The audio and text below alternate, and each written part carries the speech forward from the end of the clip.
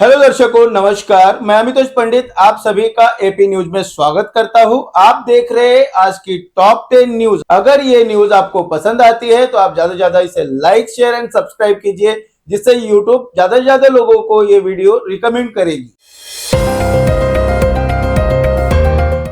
भिवंडी के आईजीएम अस्पताल को अब 100 बेड से बढ़ाकर 400 बेड का बनाने की प्रक्रिया तेज हो गई है।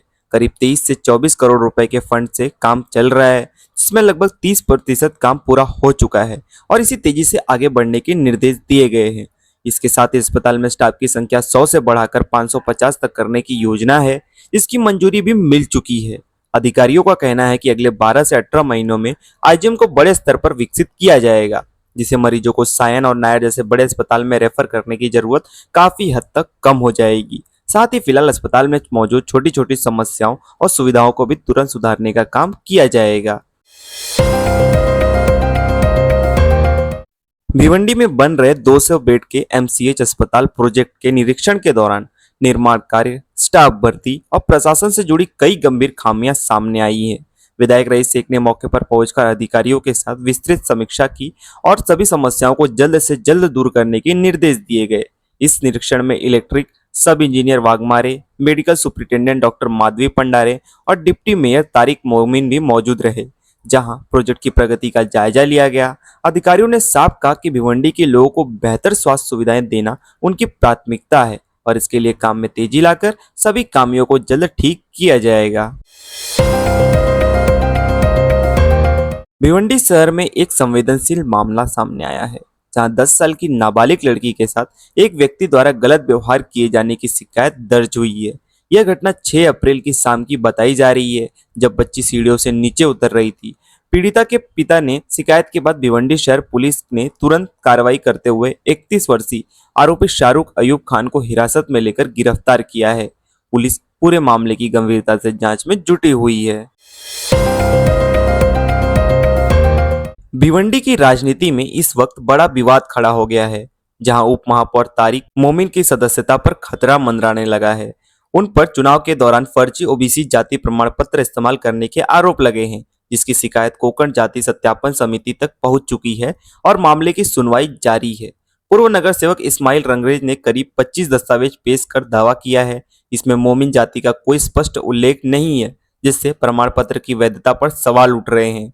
सूत्रों के मुताबिक अब तक हुई सुनवाई में कोई ठोस सबूत सामने नहीं आया है, जिससे प्रमाण पत्र रद्द होने और पच जाने की आशंका बढ़ गई है। फिलहाल सबकी नजरें समिति के फैसले पर टिकी हैं, जो भिवंडी की राजनीति में बड़ा बदलाव ला सकती है।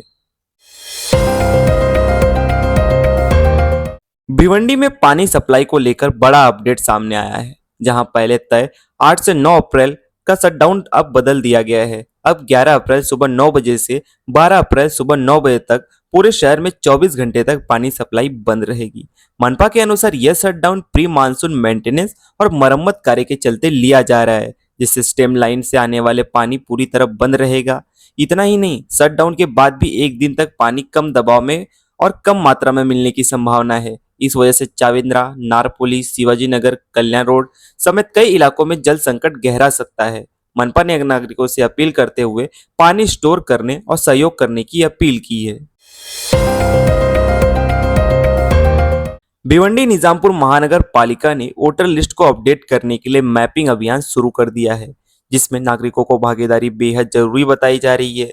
इस अभियान के तहत कर्मचारी घर घर जाकर मतदाताओं की जानकारी की पुष्टि करेंगे, ताकि सूची को अधिक सटीक और त्रुटि रहित बनाया जा सके। मनपा ने सभी नागरिकों से अपील की है कि वे इस प्रक्रिया में पूरा सहयोग करें और सही जानकारी उपलब्ध कराएं, जिससे भविष्य में चुनाव में किसी भी प्रकार की परेशानी से बचा जा सके और हर पात्र नागरिक का नाम वोटर लिस्ट में सुनिश्चित हो सके। भिवंडी में एक सड़क की हालत को लेकर सवाल उठने लगे हैं, जहां सीमेंट से बनी सड़क भी कच्चे रास्ते जैसी नजर आ रही है। सोशल मीडिया पर वायरल पोस्ट में दावा किया गया है कि यह सड़क इतनी खराब है कि लोगों को भारी परेशानी का सामना करना पड़ रहा है। सड़क की गुणवत्ता और निर्माण कार्य पर अब सवाल खड़े हो रहे हैं, जिससे स्थानिक प्रशासन की कार्यशैली को भी निशाना साधा जा रहा है। नागरिकों का कहना है कि अगर सीमेंट रोड का यह हाल है तो जिम्मेदारों पर कार्रवाई जरूरी है और जल्द सुधार होना चाहिए, वरना लोगों की मुश्किलें और बढ़ सकती हैं।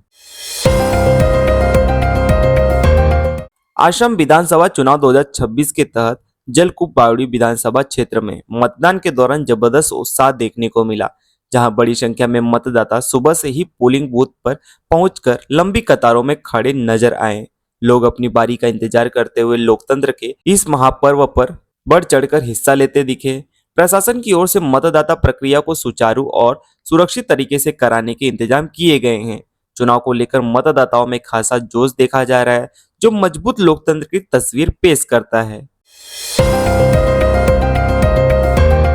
केरल में चुनाव प्रक्रिया को लेकर तैयारियां तेज हो गई हैं, जहां तिरुवनंतपुरम के कॉटन हिल स्थित गवर्नमेंट लोअर प्राइमरी स्कूल में पोलिंग स्टेशन नंबर 104 और 108 पर मॉक पोलिंग की प्रक्रिया शुरू कर दी गई है। यह मॉक ड्रिल मतदान शुरू होने से पहले मशीनों और प्रक्रिया की जांच की जा रही है, ताकि वोटिंग के दौरान किसी तरह की दिक्कत न आए। प्रशासन पूरी तरह सतर्क है और सभी जरूरी इंतजाम किए जा चुके हैं। बता दें कि सुबह 7 बजे से आधिकारिक मतदान शुरू हुआ है, जिसे लेकर अधिकारियों को मतदान कर्मियों ने अपनी पूरी तैयारी पूरी कर ली है। मुंबई में मानसून की तैयारी को लेकर बीएमसी ने नालों और नदियों की सफाई का काम तेज कर दिया है। इसी के तहत कमिश्नर अश्विनी भिड़े ने बांद्रा कुर्ला कॉम्प्लेक्स स्थित मिठी नदी, वर्ली के नेहरू साइंस सेंटर के पास नाला और दादर धरावी नाले का निरीक्षण किया। उन्होंने निर्देश दिए कि 31 मई 2026 तक सभी नालों की सफाई 100% पूरी होनी चाहिए और जिन इलाकों में पानी भरने की समस्या होती है वहां प्राथमिकता से काम किया जाए। साथ ही मैनहोल की जांच, कचरा रोकने के लिए जाल लगाने और टूटे नालों की दीवारों की मरम्मत के आदेश भी दिए गए हैं। अधिकारियों को काम की गति बढ़ाने और तय समय में पूरा करने के सख्त निर्देश दिए गए हैं।